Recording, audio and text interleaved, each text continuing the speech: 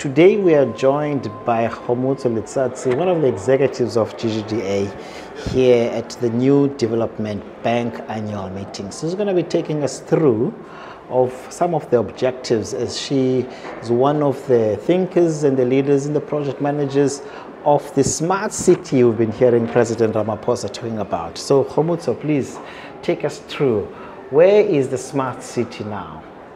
Okay, no, thank you very much, Ayanda. So the smart city has got different elements, very different phases. You would know that the president announced the smart city in 2020, State of the Nation address, and then of course work commenced by a task team that consisted of officials from the presidency, from the Gauteng Premier's office, as well as the Development Bank of South Africa. And the point of departure was really consolidating the different master plans because the smart city really borders 4 municipalities, which is City of Johannesburg, City of Tshwane, and Mogale City in Gauteng, and as well as Madibeng City in Northwest. So this is really the first post-apartheid city development that cut across multiple municipalities and as well as provinces. And also it will be a post-apartheid city development that would then ensure truly spatial transformation in the sense that it's not really anchored by human settlement. It's a proper mixed-use development. Already we've got corporate parks with manufacturing warehouses. In Lanseria, we also have a big asset that is owned both by the public sector and the private sector in the form of the Lanseria International Airport. Just from an overall infrastructure point of view, we do have the N14 as well as the Malibongwe Drive that basically connects Gauteng to Northwest, that becomes Pelindaba Drive. So already we do have brownfields which we can leverage in the form of the infrastructure, but most importantly as well, I guess for the area to really support it as a growing node, which it has been for some time, is that we resolve the issues around the water availability and wastewater treatment plants. We do have the Northern Farms wastewater treatment plant that supplies services to that particular area and as well as to the northern suburbs, which is basically is full to capacity at this point in time and requires massive investment. And work is really underway with Joburg Water in making sure that the expansion of the plant to anchor that development is basically undertaken, pretty much at project preparation, and that work is currently being undertaken by GTEC on behalf of Johannesburg. And once that work is basically finalized, then we would see investment in the tune of around 4 billion, which will actually go a long way in fast-tracking the development basically in that particular area. But over and above the finalization of the Greater Lanseria Master Plan, the province is currently undertaking the process of finalizing the RSDF, which is the Regional Spatial Development Framework, which will then allow for the integrated planning for all the other four municipalities. But also we have basically been undertaking processes to attract investors in that particular area, given that as a province, we're also going to be establishing a special economic zone in Lanseria, which is called the Lanseria Smart City High Tech, SCZ. So we have been engaging parallel to all this process with multiple investors that will then be interested in basically investing in that particular area. And of course the other programs, as I've indicated, whether it's the expansion program around the international airport itself and the freight and cargo kind of projects that are predominantly private sector driven, those are basically going ahead. As government, we just have to ensure that we provide the bulk infrastructure that is actually required, and we quickly fast track the regulatory approvals in terms of those investments that are basically shovel ready. And by that I mean the processes and how long we take to allocate and approve EIAs, as well as the WULA from a DWS point of view.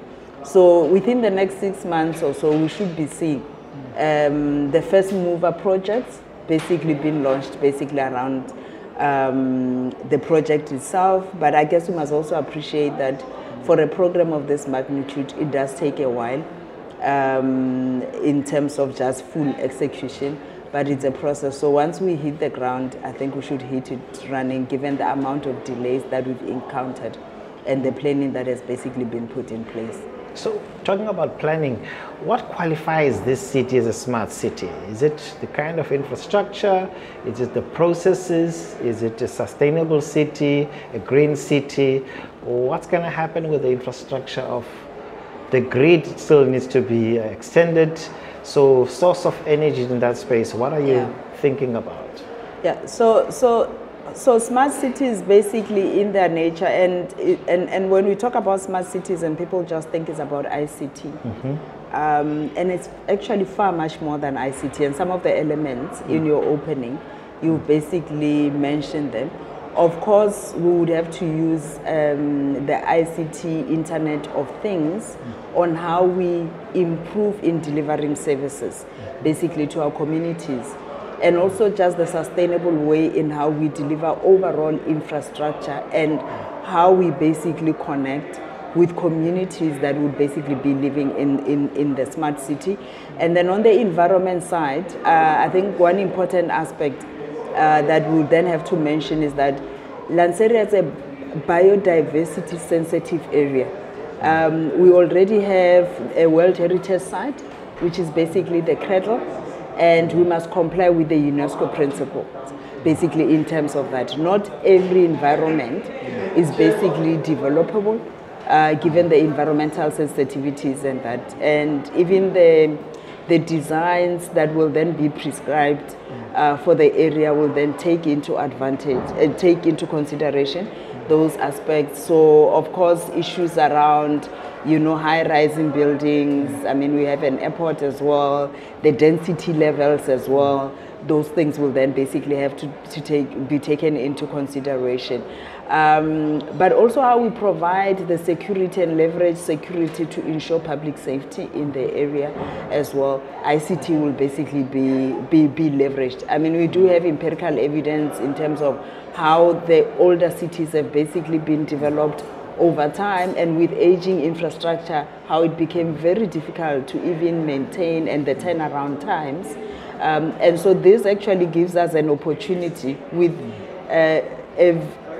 there's quite a lot of land that's basically available, or there's not completely greenfields, there's existing infrastructure, as I've already indicated, to actually start implementing cities of the future and how we leverage ICT as an enabler to make sure that then we connect government with communities, whether it's from governance point of view, whether it's from mobility point of view, whether it's just managing the environmental risks as well, infrastructure protection point of view, the maintenance point of view. So we look at all of those aspects and packages in the smartness basically of it. Sure. And also of course adhering to the sustainable development goals in terms of how we transform urban spaces.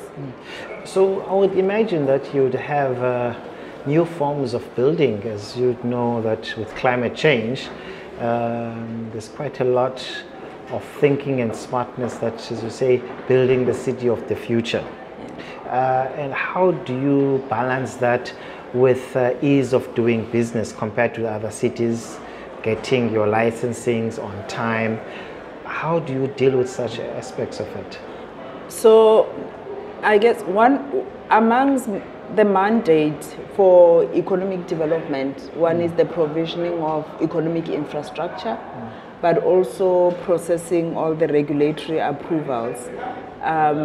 So what we've basically been doing in taking advantage of the one-stop shop, which is Invest SA, which is managed by the Gauteng Growth and Development Agency, where major investors are able to come through to us, and then we assist basically with the different processes. The systems are there. It's just how we basically link up with each and every sphere and department that basically has to provide that assistance and basically the approvals. But there's teams within the GDDA that have got responsibilities from a trade, investment and attraction point of view to go around actually attracting investors basically into Gauteng and assisting with all the regulatory approvals. So I guess just that integrated approach throughout government, that would go a long way, even basically in terms of the turnaround times. You'd have had the Premier really indicating that issues like the EIA's approvals, we basically would have to fast track that and actually make sure that I would not be able to speak with that on authority because we are not a custodian of that particular process. But in terms of the ease of doing business, it's just how quickly you go through our own processes basically as government that would then determine whether South Africa is basically an investor-friendly country. I mean, of course, a whole lot of things are basically taken into consideration. I guess issues around how quickly you can open a business here and how quickly you can get all your approvals and how quickly you can actually move to construction in terms of the next phases.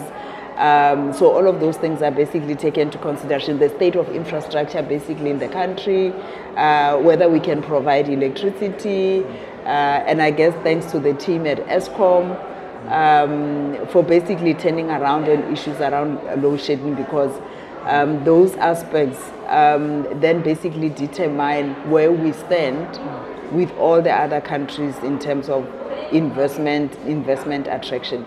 There's certainly room for improvement around just the overall integration and interfacing of all the government departments that are actually involved in the regulatory approval ecosystem. One of the criticism about South Africa is that there's all these great policy and frameworks. Do these work, or should we move towards laws and rather create laws for things to happen? As you're saying that the management of 3 municipalities, stakeholder management, and that is not a child's play. It takes quite a long time, and most of the projects in South Africa kind of get stopped because of lack of consultation with everybody else that needs to be in the room. How do you really deal with this and still claim that you are competitive when it comes to ease of doing business? So certainly on the ease of doing business, we can really improve. There's been a lot of work that has been undertaken in that particular space by the World Bank, and a number of push and pull factors were basically identified. So unfortunately, I always say this, that everything happens within a municipal jurisdiction. So local government is a very important sphere of government. So when you interface with your municipality. When you land as a business person in any country, you land within a municipality, basically. So for a local government not to work, then it would mean the failure of South Africa as a whole. So I think that part must basically be taken seriously. But do you have a fund? Do you have a fund for brain drain that's always taken place already in those municipalities? Yeah, so the question is always being that, yes, we'll work with the municipality, we have to get municipalities working. But I ask myself, how are you attracting the best brains to be in those municipalities, especially the ones that have so much value or potential of really moving the economic needle? Yeah, so I just wanted to get to the policy aspect, and I think we're very hard on ourselves sometimes as South Africans, because when things don't work, we even forget the things that actually work.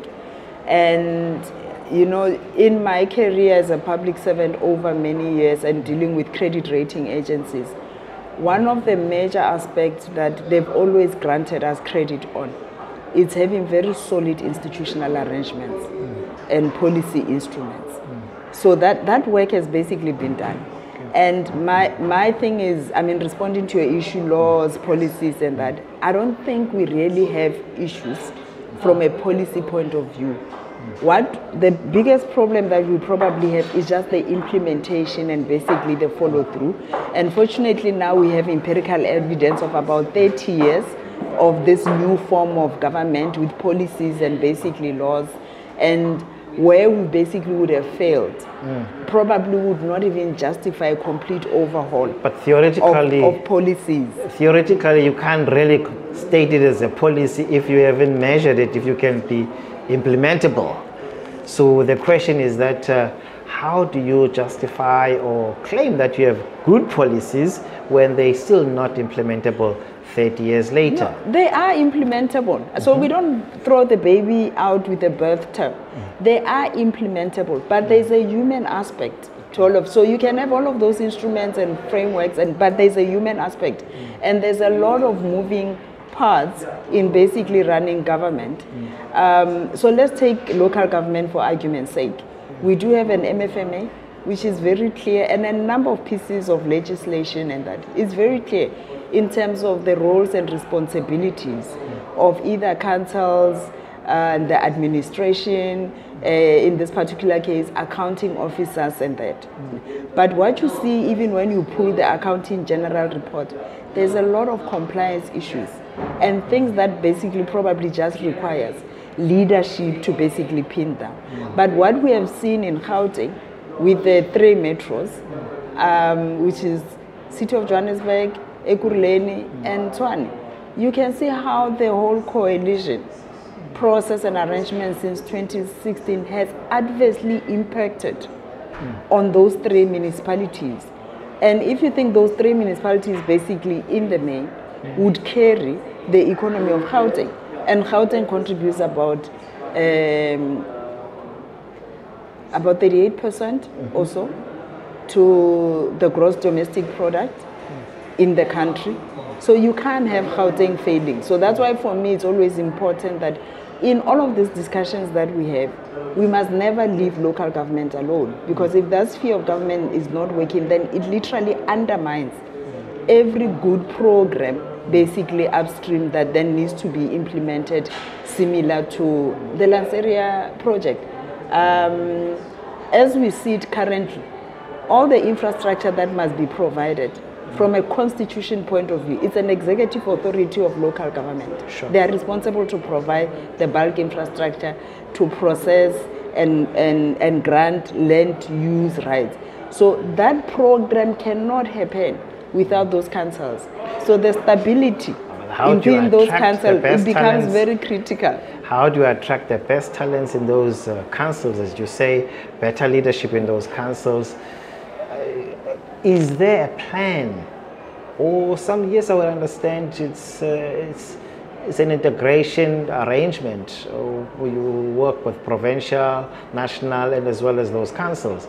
But is there a plan to really in the next 30 years improve the brain drain that has taken place in those municipalities? Yeah. So the plans have always been there. You know, the professionalization of public service, I'm sure you've heard about it, you know about it. And you can't say the problem is basically with the plan. It's about how we implement and follow through. I think for me, it's going back to the basics.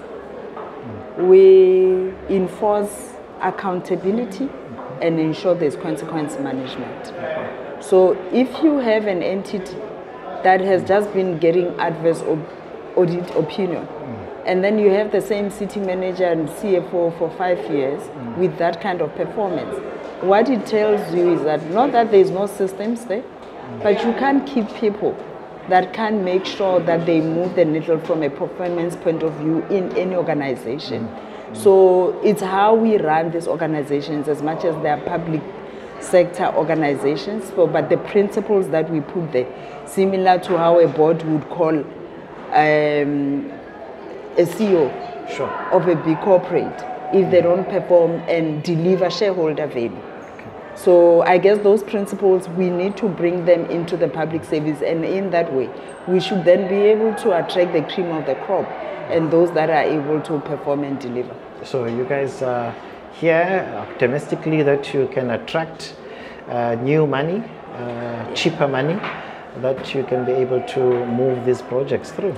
Certainly. So we would have engaged with the new development bank for Lanseria project, as well as, I mean, if you look at projects of this magnitude in other countries like China, how they've basically implemented the development of their new cities, is that it has always been a partnership between the public and the private sector, as well as other countries, foreign countries, as well. And it will be similar for us as a country in terms of the new technologies that we would then have to attract, as well as the foreign direct investment, but also most importantly funders from development finance institutions. So we would like to leverage the NDB ecosystem from that end in terms of just the provisioning of the infrastructure as well, project preparation aspect, partnership from a technical assistant point of view, and also finding the money. Once and we you're quite finalize certain you've got quite bankable projects this time around? Yeah, so the major one that we have is on the wastewater treatment works. That's ready, it's got EIA approvals. So the process where we are is to just augmenting the feasibility study that was undertaken by Joburg Water. GTEC is doing that particular work to just clear some of the findings from the initial feasibility study that was taken by the city in terms of the option analysis and as well as the capital financing structure that we're working through. But we appreciate that the mayor has iterated the support, the mayor of Johannesburg, iterated the support for the project as well. And he had just been appointed now as the mayor, but when he was the MMC of Finance as well, he had committed that the city would then commit around 638 million of their funds into their project over the medium term, which then should then go to meet the obligation or the condition that was then highlighted or by National Treasury at the time in terms of the BFI application for the city to have some skin in the game and take the risk in the project. So I think that would basically take us forward in assisting the project. Khomotso, thank you for joining us at BRICS Africa Channel. I think we hope and wish all you the best. Infrastructure is as much as it's important, it is not a child's play when the world competes with the same finance that you need. Yes. So you really need to ensure that you are project ready, bankable as well, and so that you can optimize the opportunity that the new development bank presents us today. Thank you very much.